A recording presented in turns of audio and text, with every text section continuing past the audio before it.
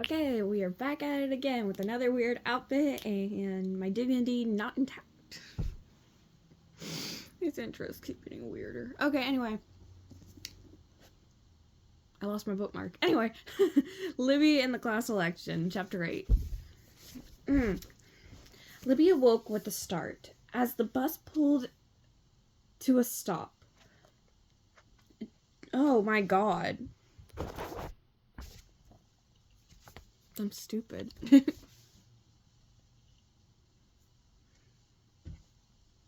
Yes, I know my bangs look disastrous for me having just washed them yesterday. They always do.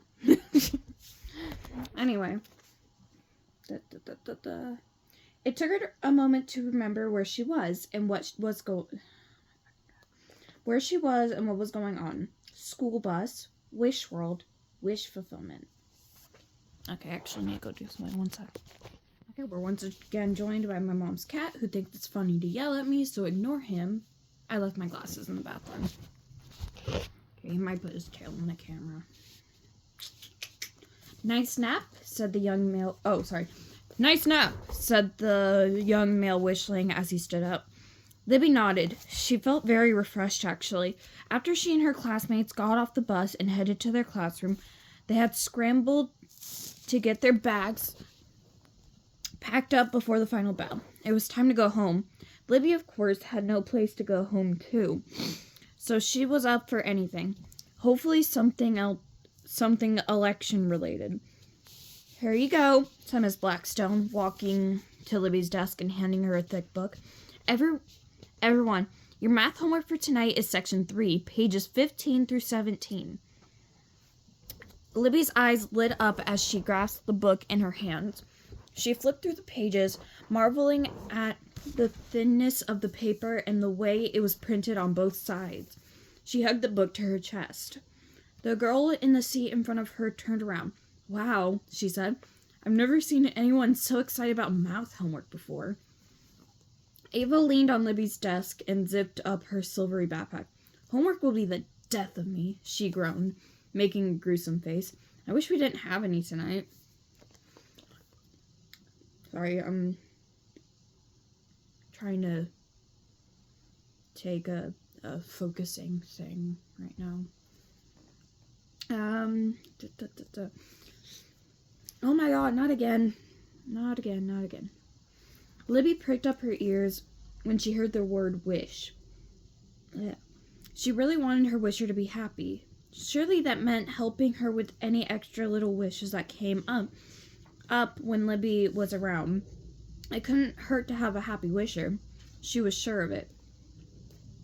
This was going to be easy. Libby placed the book on her desk and sidled up to Miss Blackstone. She peered up into her eyes. Maybe we shouldn't have any homework tonight, she said in a low voice. I'm sorry, Libby. Did you say something? Mrs. Blackstone said distractedly. This says Miss, but every other instance that Miss Blackstone comes up in the book, it says Mrs., and that's annoying. Anyway, Libby glanced around to make sure the other students couldn't overhear. Maybe we shouldn't have any homework tonight, she repeated, more intensely this time. Miss Blackstone nodded.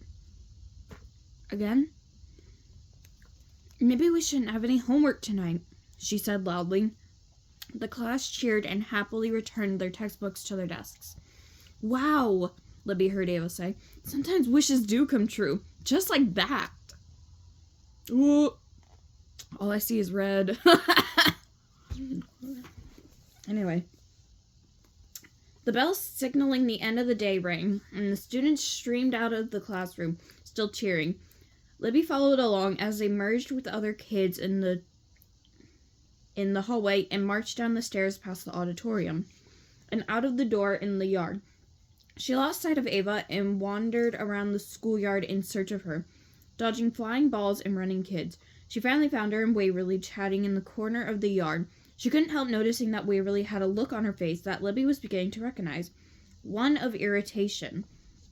I'm just not sure you're taking this election seriously enough, Libby heard Waverly say. We missed a whole day of campaigning. She shook her head. Did you notice that while we were away, Christy hung up some new posters? She's got a lot more posters up than us now. She did? Said Ava, looking interested. I must have missed them. Libby nodded. She had spotted one by the auditorium on her way out. It featured a huge blown-up photo of a young female wishling with long, straight black hair on a bright green background. She was blowing a pink bubble, only the bubble was actually a pink balloon that was glued to the poster board.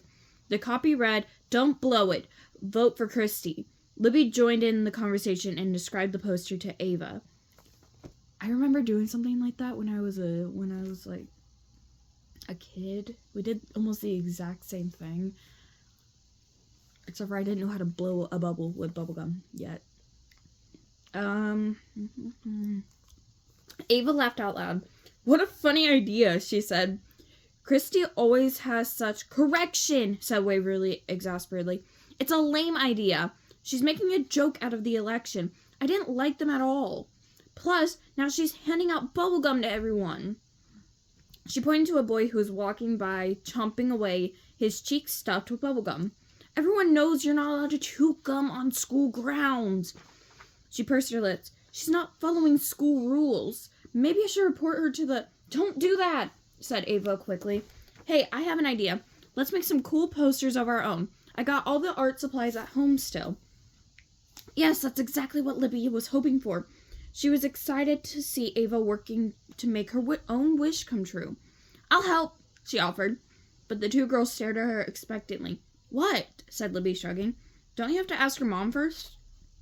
Ava asked. Libby nodded. Of course. She said. She opened her Stars app and randomly punched in some numbers. To her surprise, it began to ring. She made a hasty observation. Mission 2, Wish World Observation number 5. Stars apps work as actual phones on Wish World. Hello? Said a voice. Ava and Waverly were watching, so Libby decided to wing it. Hi, Mom, she said.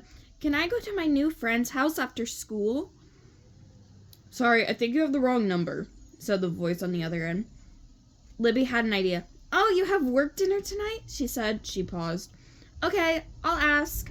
Listen, kid, you have the wrong number, the person repeated. She held her hand over the Stars app. My mom's got a big work dinner tonight that's gonna go late, and she's wondering if I could sleep over at your house tonight. Ava shrugged. Sure, my mom won't mind. Okay, it's a plan, said Libby. Thanks, Mom. You do realize that you have the wrong number, and I'm not your mother, said the voice. Actually, I'm not anyone's mother, because I'm a father. I remember that. Dude, I swear to God, you ran at like 7 o'clock this morning, and then freaking 9 o'clock this morning. Now you're running this late. Damn. I need you to stop running. Okay. Libby almost burst out laughing. Libby too, Mom, she answered. And so it was settled. Libby mentally patted herself on the back the whole walk to Ava's. Everything was going startastically on her mission so far. She'd be collecting wish energy in no time. Mom, I'm home, Ava yelled. No answer. She must be in her office, she said. Can she never hear me when she's there? She can never hear me when she's in there. She slipped off her shoes and lined them by the door. Libby and Waverly did the same. Libby wiggled her bare toes with her bright pink polish. Obviously, Wishling's shoes were not made of materials that repelled dirt, and she remembered learning that their homes were not self-cleaning. Poor Wishlings. Afternoon sunlight streamed through the windows. The three girls spread out their materials on the rough-hewn dining room table. I hate words like that. Also, if you hear any, like, beeping or, like, a large truck, it's the garbage truck. It's Wednesday. Okay, anyway. Ava headed to a big silver box in the kitchen and pulled open the door.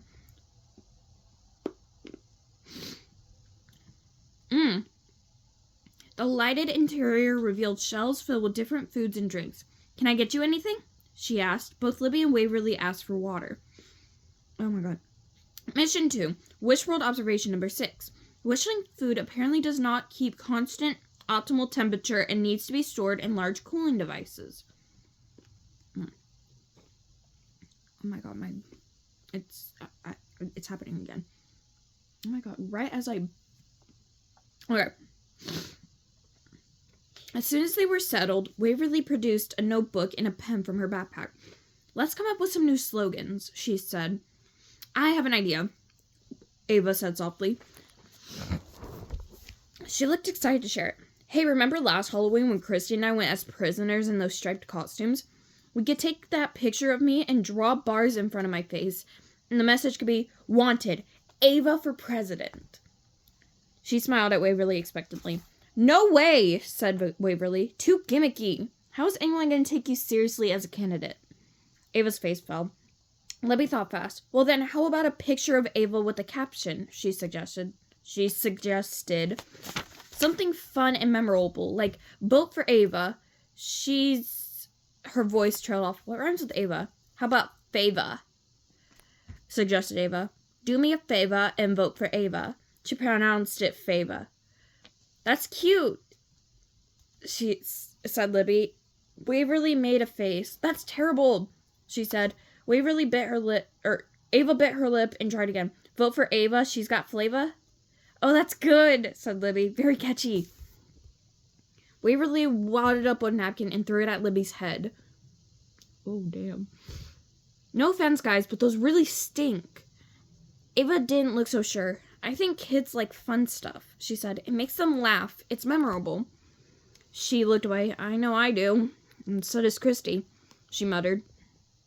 This is no time for jokes. We need to let the students know you are serious about the job. Ava looked down at the table. Okay, she said.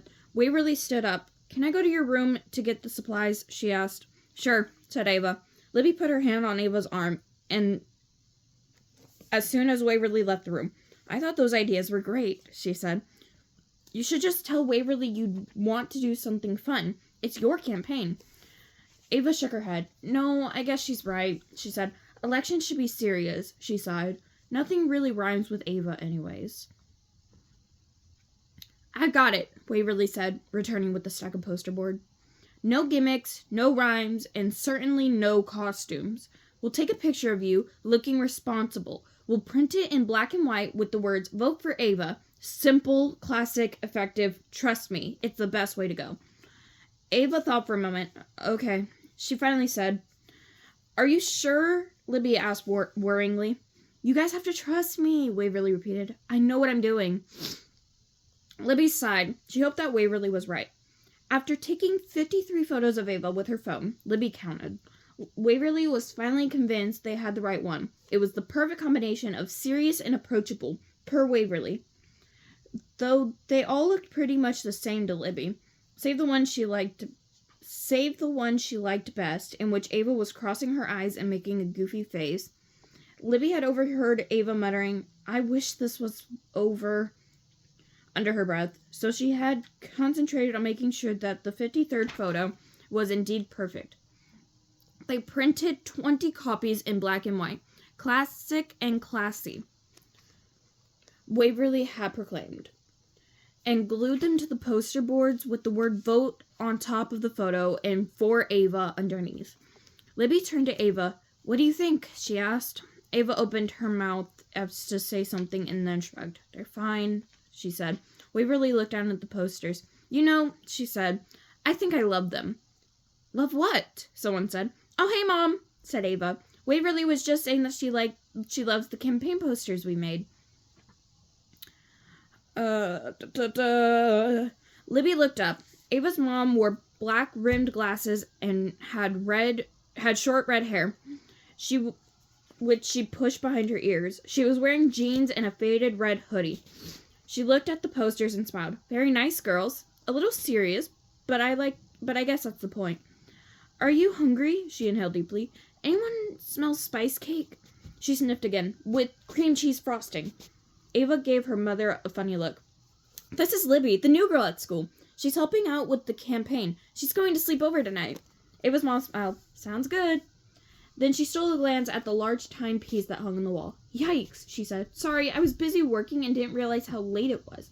You all want pizza for dinner? Yes, Ava and Waverly shouted. Ava's mom picked up her phone, then turned to Libby. Good with you too? She asked. You're not gluten-free, vegan, paleo, or lactose intolerant, are you? Libby stared at her. What in the world was she talking about? No, she finally answered. Pizza sounds good. And it was. Very good. Extremely good. More, please, she said after she gobbled up her first slice. She ate 4 pieces in total. It was crispy, saucy, cheesy, delicious. It was deceptively simple looking, but it was the perfect combination of comforting flavors. Mission 2. Wish World Observation number 7. Everyone must try pizza. Thank you for interrupting my recording. Anyway. Ava's mom was reaching for another slice when she gasped. She looked at her watch. Oops, time to pick up Jasper, she cried. Be back soon, girls. Libby looked at Ava. My annoying little brother, she explained. The girls had finished cleaning up, and Ava was turning on the dishwasher. Another odd wishling invention. When a male wishling about a year or two younger than Ava swaggered into the kitchen. He had red hair and a smirk on his freckled face. Libby eyed him waringly. He flipped open the lid of the pizza box and grabbed a slice. Good thing you saved me some, Ava, he said. Can't you say hello, Jasper? Ava asked. Hello, Jasper, he said with a smirk. Ava rolled her eyes. Brothers, she said. Waverly placed a sheaf of papers in front of Ava. So, she said, I took the liberty of jotting down some ideas for you. Oh my god. Hold on. Okay. Ava looked at her quizzically. You, wrote my speech for me? She asked. Just as a jumping off point, of course, said Waverly, raising a hand as so to deflect the criticism. Ava picked up the papers and studied them. She looked up. It looks like you wrote the whole thing. Just some ideas, Waverly protested. Ava cleared her throat and began. Good afternoon, Principal Leafkin, Vice Principal Bergen, faculty, fellow classmates, she read. My name is Ava Cunningham, and I'm running for class president. This is a challenge that I accept both solemnly and wholeheartedly. Percy, I swear to God. There are some who think that the school government is a laughing matter. There, Ava frowned. Well, I assure you, she lost her place for a moment. I assure you, she repeated, that I am ready to accept this responsibility with the gravity that it commands. I intend to lead my fellow students in a manner becoming of... It's good! Interrupted Jasper. Waverly put her hands on her hips and smiled. It is? Said Libby. Why is some of this said instead of asked? She wasn't so sure about it. Why does it feel like this is writ when it's not? Yeah, answered Jasper. It's good if you want your audience to die of boredom. Libby let out a strangled laugh. She had to agree. Jasper, said Waverly huffily. Mind your own business. Here's what you should say, said Jasper. He climbed on the kitchen stool, put one hand over his heart, and pointed a finger in the air. I am Ava Cunningham, and he said in a high, squeaky voice that sounded nothing like Ava's low, pleasant voice. And you should vote for me for president because I am so kind and generous. In fact, I am so generous that when I was 8 years old, I once shared something very special with my amazing little brother. I once gave him a terrible case of the itchiest. Ava's eyes opened wide. She obviously knew exactly what was coming next. The look of her face was one of pure panic. I wish you would stop talking, she shouted, lunging at her brother. Another wish from her wisher. Libby immediately hopped into action. Shut up, shut up, shut up, she chanted in her head, staring at Jasper. Scratchy's case of headlight. All of a sudden, Jasper fell silent. His mouth opened and closed, but nothing came out. His eyes nearly bulged out of his head. Ava looked relieved. Very funny, Jasper, she said. Now get out of here, please. Jasper ran out of the room, panic-stricken, and Libby probably waited a little longer than she should have to reverse the wish. But she eventually did. Percy! Don't look at me that way.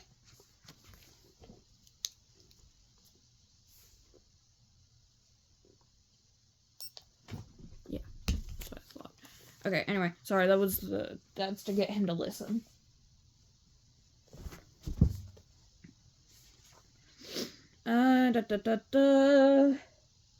Libby yawned loudly. She was exhausted.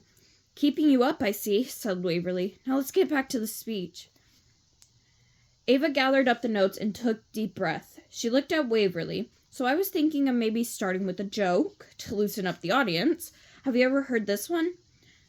She smiled. What do you call cheese that isn't yours? What? Asked Libby. Nacho cheese, said Ava. Get it? Leva? That's what happens when you mix their names together. Jesus Christ. Libby laughed as if she understood, though she really didn't.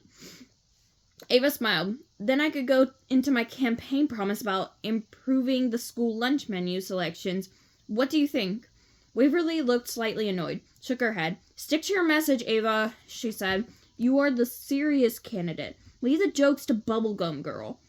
Don't you mean your message? Libby thought she heard Ava mutter. But she wasn't exactly sure, and then Ava shrugged and said, Whatever you think is best, said Libby. So Libby let it go. Several hours and one serious election speech later, the girls were lying in Ava's room. Ava was on the floor in a sleeping bag, as she had graciously given her guests her large bed to sleep in. Ava had recited the speech several times until Waverly was satisfied. Libby was feeling confident that everything was under control. Are you sure I shouldn't start with a joke? Ava asked. It just feels right, like it's going to get their attention. Waverly yawned. You're not running to be class clown, she said. You're running to be class president. Ava rolled over. Fine, she said. She stared at Libby for a moment. I love your hair, Libby. That pink streak is so cool. She smiled sleepily. I wish I had pink hair. Well, good night. Libby's eyes opened wide. Pink hair? How many wishes could one wisher make? This was getting ridiculous. Still, she closed her eyes and concentrated, but she was so very tired. Starf! Libby sat up suddenly as a blaring, ringing noise shocked her out of a deep sleep. She took a Starman to identify the obnoxious sound. Wishworld alarms were loud and annoying. Libby much preferred the gentle Starland alarm. Your bed was gently vibrated until you got out of it. It was a very pleasant way to wake up. Honestly, I prefer that too, because my phone usually sits right next to me and it's only on vibrate. I don't keep the noise on. I hate noisy alarms. I hate them. This, not so much. What a jarring way to start your day. Plus, they were getting up extra early to hang up the new posters. The election was the next day. Ava was the first to get up. She unzipped her sleeping bag, stood up, and stumbled to the bathroom. Libby heard the click as the light was switched on, and then the scream. Liberly. Jesus Christ, I keep mixing their names. Libby and Waverly ran to the bathroom. Libby threw open the door. Ava was staring at herself in the mirror. Her hair was half brown, half pink. Anyway. Oh, damn. Libby realized she must have fallen asleep in the middle of her wish. Oops. Waverly shook her head. No, she said. No, she added for good measure. Ava smiled at her reflection. This is actually pretty cool, she said. But how in the world? We have to fix this before the election, said Waverly frantically. This is not the hair of a serious presidential candidate. Libby thought fast. It's just temporary, she said. Don't worry, it'll come off in the shower. It better, said Waverly warningly. It will, said Libby. I guarantee it. And she thought, Mishworld. Mission 2, Wishworld Observation number 8. Sometimes wishes are wishes. But then again, sometimes they aren't. Be careful out there. It's hard to tell the difference. Hold on. I need to pause. Okay, sorry. It was getting too cold and my feet are the only thing that aren't protected right now. Ava came out of the bathroom, a towel drying her back to normal hair.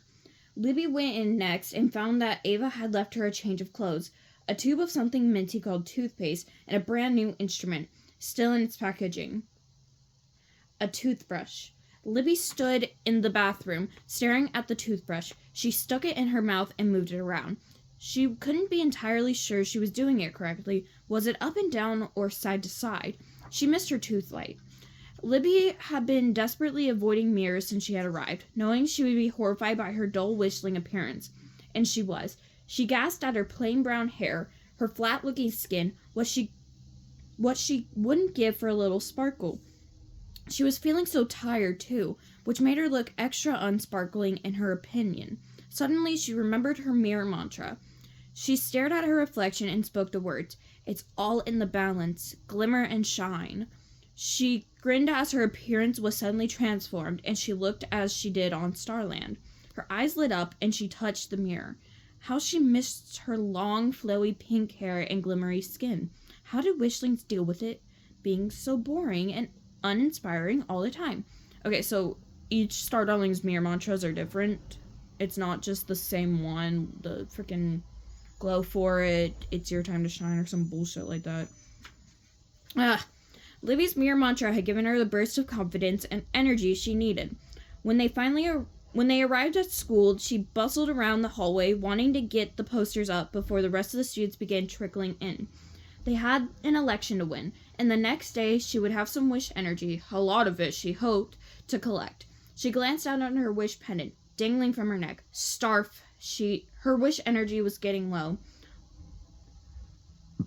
Luckily, everything was falling into place. Libby was so confident that she wouldn't need her special talent to make this wish come true. Chapter 9. Okay. I will see you guys in the next video.